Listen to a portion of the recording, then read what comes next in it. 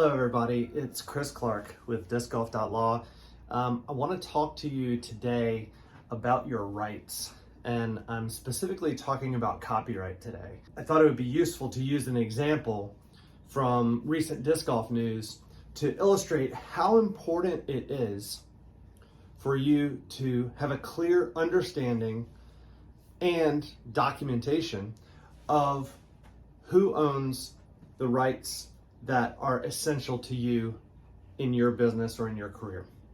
So we recently have heard in the news that Jomez Productions has paid a total of $500,000 to the Disc Golf Pro Tour in exchange for lead card coverage at Elite Series events.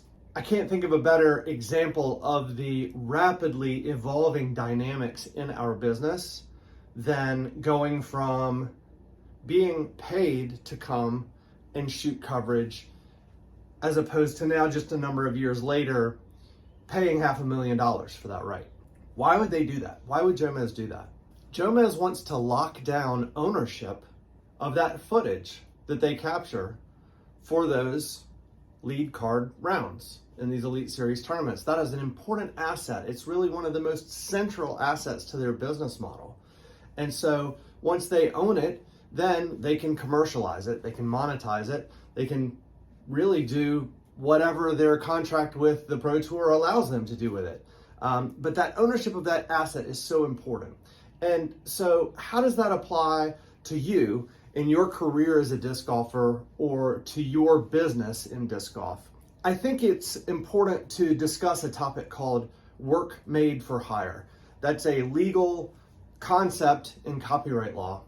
And it basically says whoever creates it and affixes it in a tangible medium, and again, all that means is it's recorded on some type of media or it's somehow created in a physical, tangible way. It's not just an idea in your head. If you've paid somebody to create it for you, you own it, you are the copyright owner. And it's come up a few times for us recently because we see so many of these informal or handshake deal type arrangements where it ends up being confusing. Okay, who really is the owner of these things? So what do I want to take away from you from this video is this.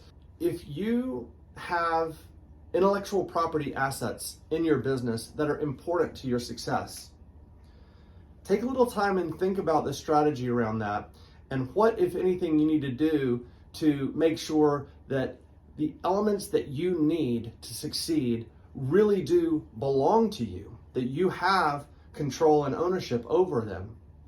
And if it falls into that category where it is something that you have paid someone else to create for you, whether it's an employee of yours or whether it's a third-party independent contractor, that is your intellectual property.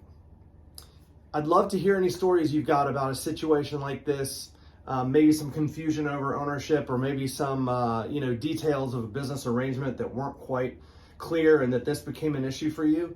And obviously, if you have questions about this or if you'd like to reach out to us, please do so at discgolf.law.